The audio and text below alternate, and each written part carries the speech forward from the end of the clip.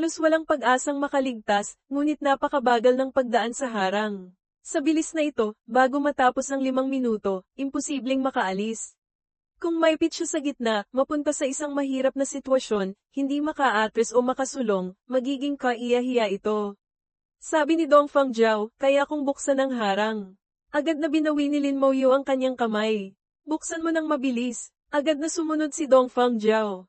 Walang tigil siyang gumamit ng kakayahan na may simbolo ng angka ng Dongfang patungo sa harang. Mas nagmamadali pa ang tingin ni Dongfang Jiao kaysa kay Lin Moyu. Bigyan mo ako ng kaunting oras. Gaano katagal? Sabi ni Dongfang Jiao, 1 minuto. Sige, wala nang oras para sa walang kwentang usapan. Kailangang samantalahin ang 1 minutong ito. Kung magtatagumpay ba o hindi, saka na pag-usapan. Ang mga itim na anino mula sa 6 na tuktok ng bundok ay sumugod na patungo sa leyo ng mga patay. Bawat itim na anino ay hindi bababa sa level 80. Sila ay mga eksperto mula sa dakilang digmaan noon, na patay ng ipinagbabawal na kakayahan, at sa huli ay naging nabubulok na bangkay. Bagaman naging nabubulok na bangkay, napanatili pa rin nila ang kaunting lakas mula noon. Hindi bababa si Lin Moyu sa kasalukuyan ay hindi kayang harapin sila. Umaasa sa leyo ng mga patay, si Lin Moyu ay makakatagal lamang. Ngunit kung gaano katagal makakatagal, hindi rin sigurado si Lin Moyu. Ang nakakatakot sa pagiging nabubulok na bangkay ay wala itong buhay, hindi mapapatay, sa normal na paraan, nawalan lamang ng kaluluwa. Hindi pa rin maintindihan ni Lin Moyu kung anong uri ito ng pag-iral. Masyadong nakakatakot, marami sa kanyang mga kakayahan ay walang epekto. Nagdilim ang langit. Isang itim na anino ang lumipad papalapit, may mainit na hiningang lumalabas mula sa bibig nito. Isang apoy ang nagliyab sa katawan ng isang kalansay. Lahi ng dragon. Hininga ng dragon. Nanliit ang mga mata ni Lin Moyu, agad na nakilala ang itim na anino na nagmula sa lahi ng dragon. Ang lakas ng hininga ng dragon nito noong nabubuhay pa, matapos maging nabubulok na bangkay, ang lakas na ito ay napanatili pa rin. Kasabay nito, naging mas nakakatakot ito, ang hininga ng dragon ay may dalang matinding laso ng pagkabulok. Sunod-sunod na nalason ang mga kalansay. Nagsimula na ring gumanti ang mga kalansay. Ang itim na anino ay walang tigil na tinatamaan ng liwanag ng elementong pagsabog. Matatalim na palaso ang tumawid sa himpapawid, tumusok sa katawan nito, gumagawa ng mga matitinis na tunog ng pagtama sa metal.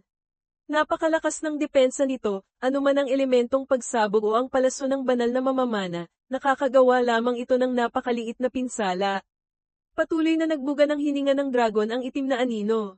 Yumanig ng malakas ang lupa. Isa pang nakakatakot na nabubulok na bangkay ang lumitaw. Mahigit 100 metro ang taas nito. Sa madilim na mundong ito, hindi makita ng malinaw ang buong anyo nito. Sa tingin ni Lin Moyu, ito marahil ay isang demonyo mula sa kalaliman.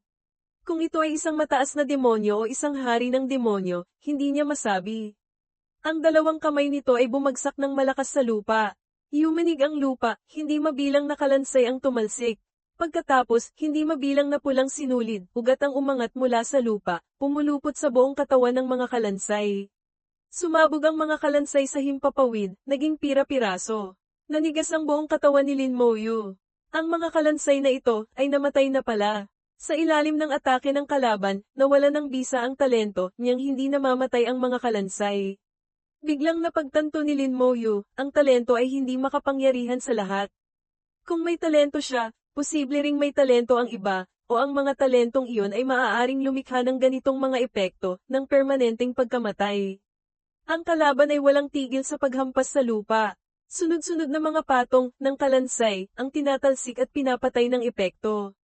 Mula nang magsimula ang labanan hanggang ngayon, 5 segundo pa lamang ang nakalipas, hindi bababa sa kalahati ng mga kalansay ang namatay sa atake ng kalaban. Ang natitira ay pawang malubhang na sugatan. Kung hindi dahil sa mabilis na paggagamot ng mga general na necromancer, malamang ay mauubos ang leyo ng mga patay sa loob ng 5 segundo. Ngunit habang paunti ng paunti ang bilang ng mga kalansay, ang oras na makakatagal sila ay natural na umiikli rin. Sa isang iglap, hindi na sila makakatagal. Nagdesisyon si Lin Moyu. Biglang uminit ang likod ng kanyang palad, naglabas ito ng maningning na liwanag. Ang kakayahang pagpapalakas ng hukbo, na matagal nang hindi ginagamit, ay muling ginamit. Ito ang pinakamalakas na kakayahan ni Lin Moyu, ang kanyang alas, nakatago sa ilalim ng ball. Pagpapalakas ng hukbo sa loob ng 30 segundo, lahat ng batayang katangian ng sarili at ng mga ipinatawag ay tataas ng 200%. Lahat ng pinsalang idinudulot ng mga atake ay tataas ng 500%. Ang cooldown ay 1 oras. Ang pinakamalakas na aspeto ng kakayahang pagpapalakas ng hukbo ay hindi lang nito pinapataas ang mga batayang katangian, kundi ang epekto nito ay nasa ibabaw pa ng pagtaas mula sa talento at mga buff tulad ng pagpapalakas ng general na necromancer. Ito ay isang hiwalay na pagpaparami, multiplicative. Sa ilalim ng pinagsamang epekto, ang mga katangian ng kalansay ay umabot sa sukdulan orihinal, pagkatapos ng pagtaas mula sa talento. Ang bawat batayang katangian ng level 42 na kalansay na mandirigmang berserker ay umaabot na sa 130,000. Sa ilalim ng epekto ng pagpapalakas ng hukbo, dagdag 200%, bigla itong tumaas sa 370,000, 39 na van. Dagdag pa ang kakayahang pagpapalakas ng hukbo ng general na necromancer, na nagbibigay ng dagdag 40% ayon sa kalkulasyon. Ang individual na katangian ay umabot sa nakakagulat na 546,000. Ang kabuuang katangian ay lumampas na sa 2,000,000. Sa ganitong katangian, lahat ng pinsala ay tumaas pa ng 500% at ang sariling kakayahan ng kalansay na mandirigmang berserker ay nagdudulot ng pinsalang katumbas ng 500% ng lakas nito. Hindi makalkula ni Lin Moyo kung gaano nakalakas ang atake ng kalansay na mandirigmang berserker ngayon. Sa pinakamababa, ang kakayahan sa depensa ay tumaas din ng malaki. Hindi lamang ang mga kalansay na mandirigmang berserker, ang mga mago ng kalansay, banal na mamamana ng kalansay, kasama na rin siya mismo, ay napalakas din. Sa loob ng 30 segundong ito, naniniwala si Lin Moyo na kaya nilang makatagal at makapagbigay ng malaking pinsala. Pagkatapos ng 30 segundo, kung gaano katagal sila makakatagal, iyon na iyon. Si Dong Fangzhou sa sandaling ito ay ginagawa na ang lahat ng kanyang makakaya. Napakomplikado ng harang, kahit alam niya ang paraan, kailangan pa rin ng oras, lalo na't hindi pa siya umaabot sa level 40. Madaling maintindihan. Ngayon, ang magagawa ni Lin Moyo ay bumili ng oras. Nagningning ng husto ang mga kalansay. Ang mga kalansay na mandirigmang berserker na tumatanggap ng hininga ng dragon ay hindi na tumatalsik. Ang mga pulang sinulid ay hindi na rin makapagdulot ng nakamamatay na pinsala sa kanila. Ang tunay na kontra-atake ay nagsimula na. Ang mga kalansay na mandirigmang berserker ay sunod-sunod na sumugod patungo sa mga kaaway, kasing bilis ng kidlat. Sa isang iglap, nakarating na sila sa harap ng kaaway, pagkatapos ay tumalon. Ang mga palakol sa kanilang mga kamay ay nagliwanag ng pula, naging mga anino ng palakol na bumabagsak ng malakas. Ang elementong pagsabog ng mga mago ng kalansay ay nagdulot din ng pinsalang hindi pa nararanasan dati. Sa gitna ng marahas na pagsabog, malalaking piraso ng laman sa katawan ng itim na anino, ang dragon, ang sumasabog. Ang mga palaso ng mga banal na mamamana ng kalansay ay naging kidlat, tumusok ng malalim sa katawan ng mga ito, at sumabog. Mga piraso ng bulok na laman at kalaskas ng dragon ang nahuhulog mula sa himpapawid, bumabagsak ng malakas sa lupa. Ang mga atake sa wakas ay nalampasan ng limitasyon ng depensa nito. Mukhang nagagalit ito, walang tigil sa pagbuga ng hininga ng dragon para gumanti. Sa ilalim ng pagpapalakas ng kakayahang pagpapalakas ng hukbo, ang lakas ng mga kalansay ay mabilis na tumaas, at ang pinsalang dulot ng hininga ng dragon sa kanila ay nabawasan ng malaki.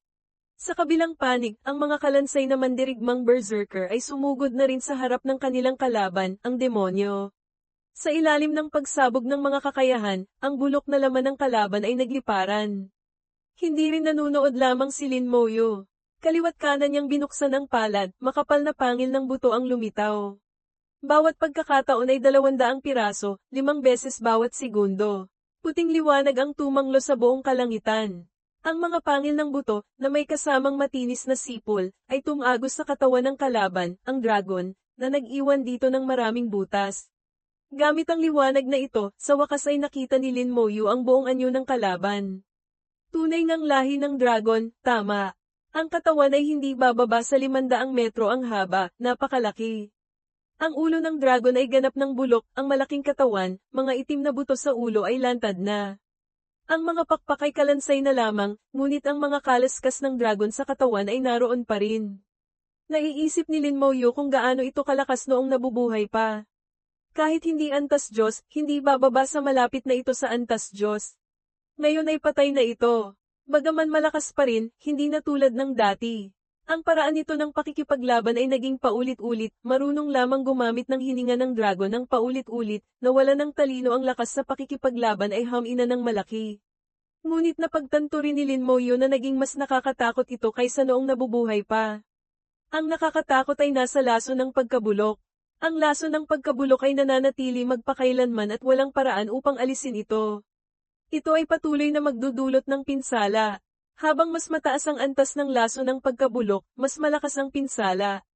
Walang paraan para alisin. Nananatili magpakailanman sa ngayon, iyon ang sitwasyon. Kapag napatay ng laso ng pagkabulok, magiging nabubulok na bangkay din. Ang laso ng pagkabulok ay maaari ring makahawa sa iba. Kapag kumalat ito, magiging isang malaking sakuna. Mabuti na lamang at ang mundo ng pagkabulok ay nasilyuhan. Ang mga nabubulok na bangkay sa loob ay hindi makalabas. Ang tanging labasan ay ang harang na binabantayan ng angka ng Dongfang. Ang harang na ito ay tanging mga miyembro lamang ng angka ng Dongfang ang makakapagbukas. Ang pagbubukas nito ng walang tamang paraan ay mangangailangan ng oras. Ngunit sa ilalim ng matinding pag-atake ng mga nabubulok na bangkay, saan magkakaroon ng oras? Isang nakakatakot na aura ang lumabas mula sa isa sa mga tuktok ng bundok. Agad itong lumitaw. Naging seryoso ang mukha ni Lin Moyo. Ang isang ito ay tila mas malakas. Iwinasiwas nito ang tungkod sa kamay, hamampas pababa sa hangin. Malakas ang tunog, bumitak ang lupa. Ang nakakatakot na lakas ay nagpatalsik sa mga kalansay paakyat sa langit. Ang tungkod ay naging anino ng isang tungkod na daan-daang metro ang haba sa himpapawid. Ang mga kalansay sa himpapawid ay tinamaan, tumilapon diretso sa tuktok ng bundok na daan-daang metro ang layo. Naiinig ang tuktok ng bundok na gumising pa sa mas maraming nabubulok na bangkay sa loob ng bundok. Isang pares ng mata na kasing pula ng dugo ang nagliwanag, tumataas ang nakakatakot na aura. Natakot si Lin Moyo. Ilang nabubulok na bangkay ba talaga ang narito? Ang mga aura na nararamdaman niya sa ngayon ay hindi bababa sa 100 nabubulok na bangkay na lampas sa level 80. Sa sandaling ito, hindi rin sigurado si Lin Moyo kung makakatagal sila hanggang sa huling sandali. Ang mga kalansay na tumalsik sa tuktok ng bundok ay hindi na muling lumitaw. Alam ni Lin Moyo na nawasak na sila. Ang mga mago ng kalansay at banal na mamamana ng kalansay ay mabilis na tumulong sa mga kalansay na mandirigmang berserker laban sa bagong dating. Ang elementong pagsabog ay sumabog sa katawan nito, na nagdulot ng makukulay na liwanag.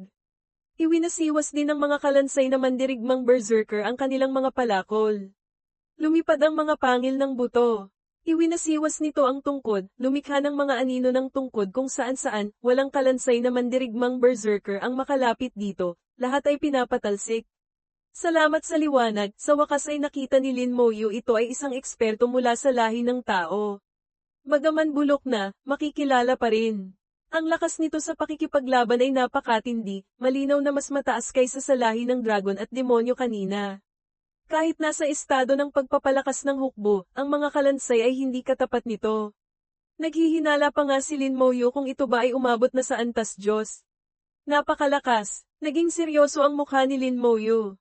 Ang mga kalansay na mandirigmang berserker ay nagsimulang umatake ng pautay-utay, upang mapahaba ang oras hanggat maaari. Saan man tumama ang tungkod, walang makapigil. Natakot si Lin Moyo. Isang general na necromancer ang sumugod paarap. Bagaman ang general na necromancer ay walang lakas sa pag-atake, ito ang may pinakamataas na katatagan at depensa sa lahat ng ipinatawag ni Lin Moyo. Ang katatagan nito ay umaabot sa 270,000. Pagkatapos matanggap ang pagpapalakas ng hukbo at sariling pagpapalakas, ang aktwal na katatagan ay lumampas na sa 1,100,000. Kung may makakasangga sa atake ng tungkod ng nabubulok na bangkay na ito, malamang ay ang general na necromancer lamang. Sumugod ang general na necromancer, sinadya nitong salubungin ang tungkod. Bang! Tumama ang tungkod sa katawan nito. Malubhang nasugatan ng general na necromancer, ngunit hindi ito umurong, matatag itong tumayo. Ang natitirang 21 general na necromancer ay mabilis na nagpapagaling dito, na nagpapanumbalik dito ng mabilis. Nang makita ito ni Lin Moyo, agad niyang ipinaubaya ang pagsangga sa atake ng tungkod. Hinayaan niyang pigilan ng general na necromancer ang kalaban. Ang general na necromancer ay naging isang kalasag na laman, tinitiis ang sunod-sunod na atake. Ang labanan ay umabot sa ika-20 segundo mula nang gamitin ang CUNG Bean. O kabuuan, ang nasirang kalansay ay lumampas na sa 2,000. Kung wala ang kakayahang pagpapalakas ng hukbo, tiyak na hindi sila makakatagal hanggang ngayon. Ang kakayahang pagpapalakas ng hukbo ay may natitira pang 10 segundo, hindi 15 tulad ng naunang plano, typo. Sa loob ng 10 segundong ito, kailangang mapatay ang dalawang naunang kalaban, ang dragon at demonyo. Kung hindi mapapatay ang nabubulok na bangkay na dragon at nabubulok na bangkay na demonyo, kapag dumating pa ang mas maraming nabubulok na bangkay, mas mabuti pang magpakamatay na lang siya. Nagpa siya si Lin Moyu. Maliban sa mga kalansay na mandirigmang berserker na pumipigil sa demonyo, at sa general na necromancer na sumasangga sa tungkod ng nabubulok na bangkay na tao, lahat ng natitirang mago ng kalansay at banal na mamamana ng kalansay ay sabay-sabay na umatake sa nabubulok na bangkay na dragon. Siya mismo ay hindi rin tumigil, walang habas na pinaputukan ng pangil ng buto ang nabubulok na bangkay na dragon. Sa ngayon, ito ang mukhang pinakamahina, kaya uunahin ito. Ang mga sumunod na segundo ang pinakamatinding sandali sa mga labanang naranasan ni Lin Moyu. Sa pakikipaglaban hanggang ngayon, kahit ang teknik sa pagmamanman ay wala siyang oras gamitin. Ngayon ay nakikipag-unahan sila sa oras. Kahit kalahating segundo lang ang maantala ay maaaring magpas siya ng buhay o kamatayan. Ano pa ang silbi ng pag-alam sa level ng kalaban? Sa buong lakas na pag-atake ni Lin Moyu at ng kanyang hukbo, sa wakas, ang nabubulok na bangkay na dragon ay tuluyang nawasak pagkatapos ng 6 na segundo. Nang walang pag-aaksaya ng kahit 1 segundo, agad na ibinaling ni Lin Moyu ang target sa nabubulok na bangkay na demonyo. Ngayon, ang natitirang oras ng kakayahang pagpapalakas ng hukbo ay 4 na segundo, 10 hanggang 6 katumbas 4. Ang mga kalansay na mandirigmang berserker ay nakakapit na sa katawan ng nabubulok na bangkay na demonyo. Ang katawan nito ay puno ng laso ng pagkabulok. Bawat isang kalansay na mandirigmang berserker ay nahawaan nito. Tinitiis nila ang pinsala at nagpapatuloy sa pag-atake. Sa pagdating ng tulong mula sa mga mago at banal na mamamana, agad na natabunan ng mga atake ang nabubulok na bangkay na demonyo.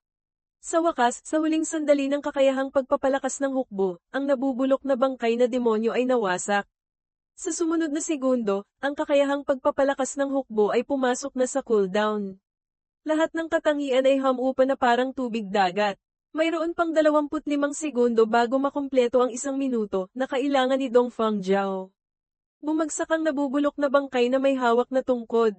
Ang general na necromancer na sumasangga pa rin dito ay tinamaan at tumalsik, hindi alam kung gaano kalayo. Tuluyan itong nawala sa paningin. Namatay ang general na necromancer. Ito ang unang pagkakataon na namatay ang isang general na necromancer mula nang mabuo ang lehiyon ng mga patay. Alam ni Lin Moyu na ang susunod na 25 segundo ang magiging pinakamahirap. Hindi niya minadali si Dong Fangjiao, ginagawa na nito ang lahat ng makakaya. Ang pagmamadali ay magdudulot lamang ng masamang epekto. Bawat isa ay ginagawa ang dapat nilang gawin. Sa sandaling ito, si Lin Moyu ay napakalmado. Nagsimulang kumalat ang lehiyon ng mga patay. Ang mga atake ng kalaban ay pawang pangmalayuan. Kung mananatili silang magkakasama, mas mabilis lamang silang mamamatay. Ang mga kalansay na mandirigmang berserker ay nagsimulang tumakbo ng mabilis upang makuha ang atensyon ng kalaban. Mabuti na lamang at mababa ang talino ng kalaban. Nang mamatay at maging nabubulok na bangkay, halos nawala na ang talino nito. Kung isang tunay na eksperto ang kaharap, tiyak na si Lin Moyu ang unang mapapatay. Ang mga eksperto na natutulog ng mahimbing sa mga bundok ay walang tigil na nagigising. Nagsimulang lumitaw sa himpapawid ang isang dambuhalang puno, puno ng mga bulok na sanga. Hindi makilala kung anong uri ng puno ito. Ang katawan ng puno ay tuyot, ang mga sanga at dahon ay bulok. Sa sandaling lumitaw ito, natakot si Lin Moyu dahil lumitaw na ito sa dakilang digmaan na inilarawan ng Diyosa ng buhay. Ito ay isang Diyos. Tinawag ito ng Diyosa ng buhay na Diyos ng puno, isang Diyos na uri halaman, THN Linhi THCVAT, napakatindi ng lakas buhay, SCSNG, napakahirap patayin. Sa digmaan noon, naghasik ito ng lagim. Kalaunan, malubha itong nasugatan ng isang eksperto mula sa lahi ng tao, ngunit hindi ito namatay. Nakatakas ito mula sa larangan ng digmaan noon, ngunit sa huli ay napatay pa rin ang ipinagbabawal na kakayahan, naging isang nabubulok na bangkay. Ang ipinagbabawal na kakayahan ay tumabon sa buong mundo, walang nilalang sa loob ang nakatakas.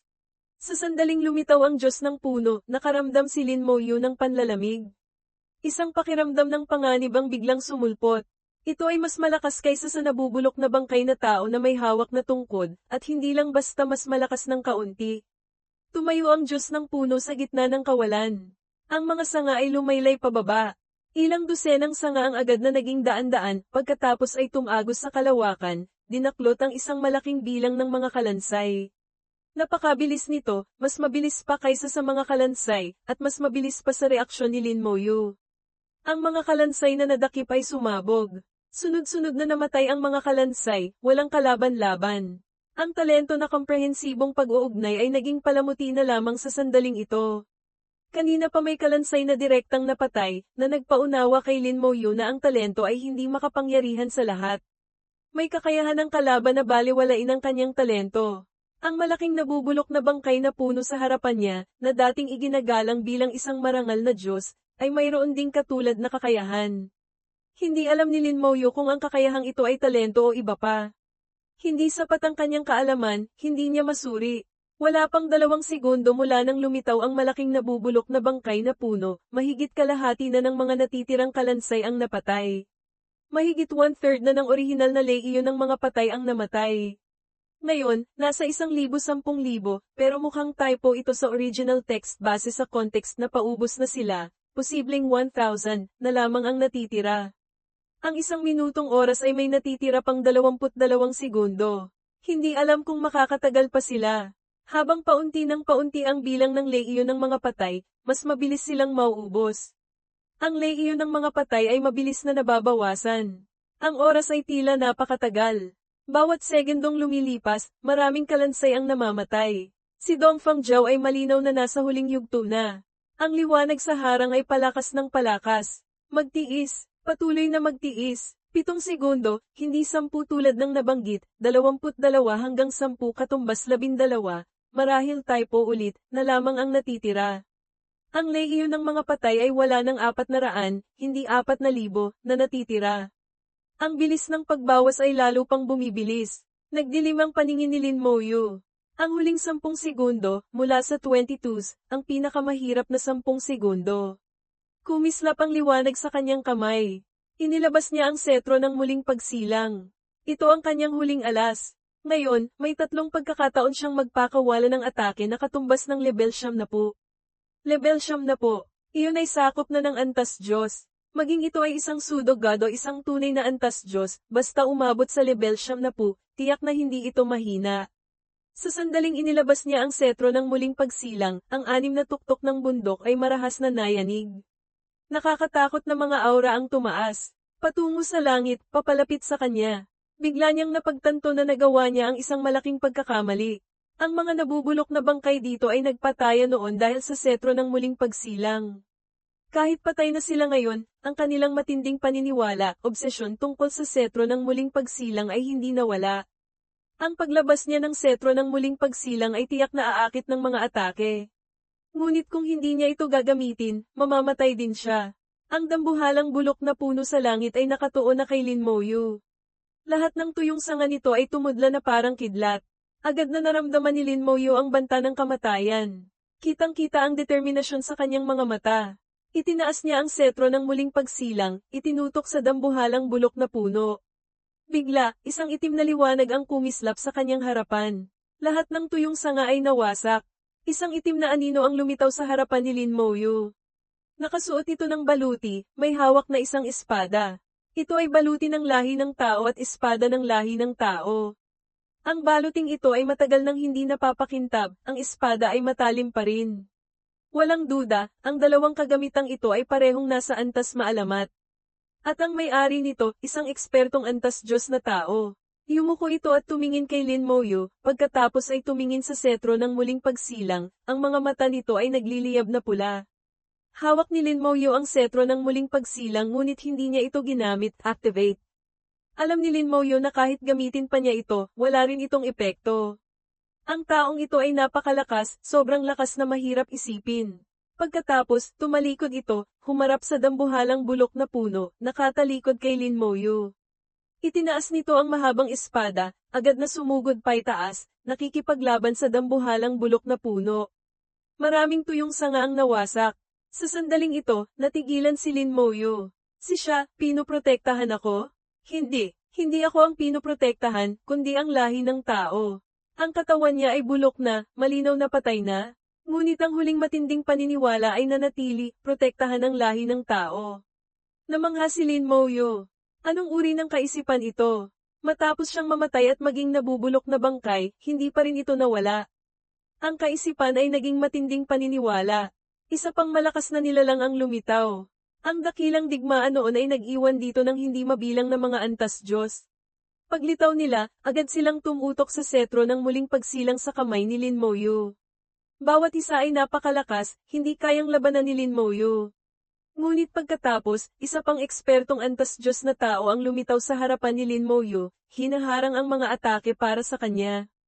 Ang ganitong pangyayari ay sunod-sunod na naganap. Sunod-sunod na lumitaw ang mga ekspertong antas Diyos na tao, paulit-ulit na inililigtas si Lin Moyu mula sa bingit ng kamatayan. Ang puso ni Lin Moyu ay nayanig ng husto. Anong uri ng kaisipan ito na hindi kayang burahin ng panahon, lumalampas sa buhay at kamatayan, lumalampas maging sa oras, nakatanim ng malalim sa mga buto, tumatagos sa bawat pulgada ng balat at laman sa katawan. Isang malalim na paggalang ang sumibol sa puso ni Lin Moyu. Okay na, umalingaw sa tainga niya ang boses ni Dong Fangjiao. Ang harang ay tila walang pinagbago, ngunit nang hawakan ito ni Lin Moyu, nalaman niyang iba na ito. Madaling tumagos ang kanyang kamay. Sa huli, muli niyang tiningnan ang mga ekspertong antas Diyos na tao na nakikipaglaban. Kung sa hinaharap ay magagawa ko, bubuhayin ko kayong muli. Hindi alam ni Lin Moyu kung magkakaroon siya ng pagkakataon, kung magagawa niya ito, ngunit sa sandaling ito, gusto niya talagang tuparin ang handgerang ito. Pagkatapos, tumalikod siya at pumasok sa harang. Nang umalis si Lin Moyu, nawala ang aura ng setro ng muling pagsilang. Nawala rin ang aura ng tagalabas. Agad na huminto ang dakilang digmaan. Ang mga ekspertong antas Diyos na tao ay sabay-sabay na lumipad pabalik sa isa sa mga tuktok ng bundok, wala nang anumang ingay. Ang ibang mga nabubulok na bangkay ay bumalik din sa kanilang mga lugar. Ang mundo ng pagkabulok ay bumalik muli sa katahimikan nito. Muling bumalat ang kadiliman sa buong mundo. Sa sumunod na segundo, ang lehiyon ng mga patay na iniwan ni Lin Moyu, sa labas, ay nawasak, ganap na naglaho. Sa likod ng harang ay isang lihim na lupain, hindi malaki ang lihim na lupain, wala pang 100 metro ang radius. Sa gitna ng lihim na lupain ay may isang pormasayo ng teleportasyon, tiningnan ni Lin Moyu ang lihim na lupain. Maraming mga pormasayo na hindi malapitan sa loob nito. Kung dati, hindi niya talaga maiintindihan ang mga pormasayon. Ngunit ngayon, may karanasan na siya bilang isang dalubhasa sa pormasayon, kaya't may kaunti siyang naiintindihan. Ang mga pormasyong ito ay konektado sa harang sa labas, at konektado rin sa isang mas nakakatakot na selyo. Ayon sa sinabi ni Dong Fangjiao, ang selyong ito ang bumabalot sa mundo ng pagkabulok. Ang lahi ng tao noon ay nagbayad ng napakalaking halaga para silyuhan ang mundo ng pagkabulok. Napakabuti. Makakauwi na tayo kapag dumaan tayo sa pormasayo ng teleportasyon. Sinuri ni Dong Fangjiao ang pormasayo ng teleportasyon. May simbolo ng angka ng Dongfang dito. Alam ni Dong Fangjiao kung paano ito paganahin. Sabi ni Lin Moyu, huwag magmadali. Magpahinga muna tayo dito. Hindi naintindihan ni Dong Fangjiao. Malinaw na makakabalik na sila, bakit kailangan pang magpahinga?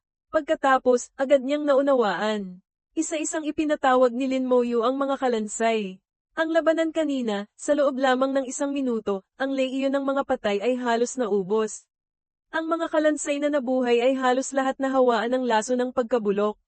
Sa huli, ang mga kalansay na buo pa ay wala pang 200, hindi 2022. 3 general na necromancer ang namatay. Ang kabuoang pagkawala ay maituturing na pinakamababa sa mga ganitong laban, ngunit walang kalansay. Ang mga general na necromancer ay naging mga simpleng commander lamang, walang silbi. Ngayon ay makakabalik na sila.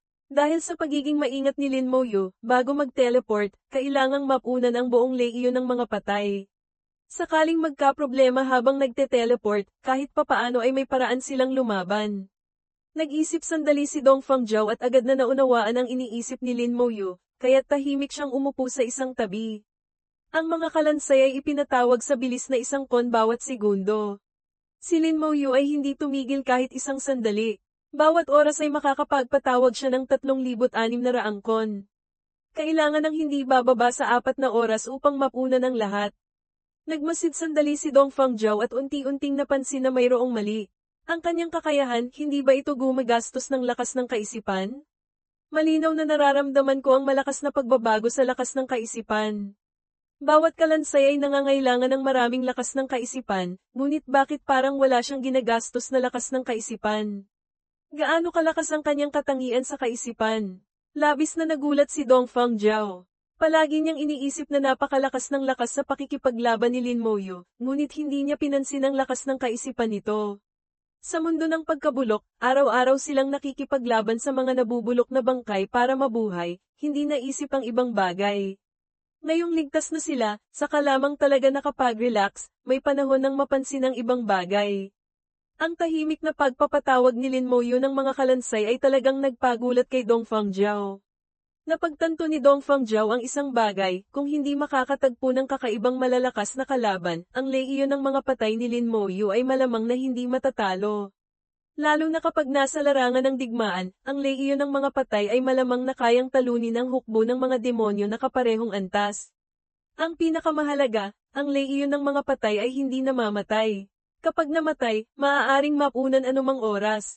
At kapag mas mataas na ang level ni Lin Moyu, ang bilang ng lehiyon ng mga patay ay magiging mas nakakagulat pa, at mas magiging malakas ang mga kalansay. Sa panahong iyon, si Lin Moyu lamang ay kayang harapin ang hukbo ng isang angkan. Kung mayroon din akong ganyang hukbo, nanginginig ang buong katawan ni Dong Fangjiao. Bigla siyang natauhan. Alam niyang nag-iisip siya ng sobra, imposible itong mangyari. Ngunit hindi niya mapigil ang mag-isip ng malayo.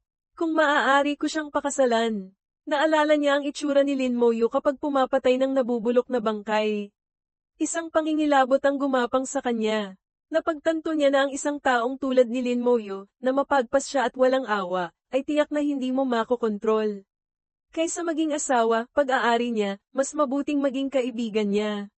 Sa pag-iisip nito, mas gaman ang pakiramdam ng buong katawan ni Dong Fangjiao. Palihim na sumulyap si Lin Moyu kay Dong Fangjiao. Ang mga mata ng babaeng ito kanina ay tila may problema, ngunit ngayon ay mukhang normal na ulit. Hindi na niya pinansin ang ibang bagay, nagpatuloy sa pagpapatawag ng mga kalansay. Kapag hindi puno ang lehiyon ng mga patay, hindi siya nakakaramdam ng seguridad. Sa wakas, pagkatapos ng 4 na oras, ang nawalang lehiyon ng mga patay ay napunan na.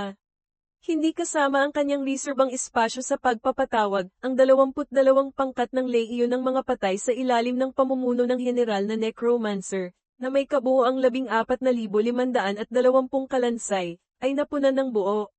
Huminga ng malalim si Lin Moyu. Sige, uwi na tayo. Tumango si Dong Fangjiao, agad na pumasok sa pormasayo ng teleportasyon, at naglagay ng sunod-sunod na mga selyo. Habang pinapagana ni Dong Fangjiao ang pormasayo ng teleportasyon, ang pormasyong pandepensa sa labas ng palasyo ng imperyo, sa mundo ng mga tao, ay biglang nagliwanag ng husto. Ang espiritual na pormasayon ay lumitaw, at kasabay nito, ang mga mensahe ay naipadala. Ang 3 ekspertong antas Diyos sa pamilya ng hari, sina Dong Fang Dick, Dong Fang LC, at Dong Fang Qian, ay sabay-sabay na nakatanggap ng balita, mayroong babalik mula sa mundo ng pagkabulok sa pamamagitan ng pormasayo ng teleportasyon. Nagulat ang 3 at sabay-sabay na sumugod patungo sa pormasayon. Nakatanggap din ng balita si Meng Anwen. Sa sumunod na segundo, lumitaw na siya sa harap ng espiritual na pormasayon. Nakapunta na siya rito dati, palihim siyang nag-iwan ng mga koordinasyon ng teleportasyon dito. Kapag naisip niya, makakapunta siya anumang oras. Pagdating ng 3 ni na Dong Fang Dick, agad nilang nakita si Meng Anwen na naroon na. Yumukod si Dong Fang Dick, ang unang nagbigay galang kay Meng Anwen. Sina Dong Fang LC at Dong Fang Qian ay kusaring bumati kay Meng Anwen. Bagaman sinasabing pantay ang katayuan ng mga ekspertong antas Diyos, ang lakas ni Meng Anwen ay nagtulak sa kanila na magbigay galang.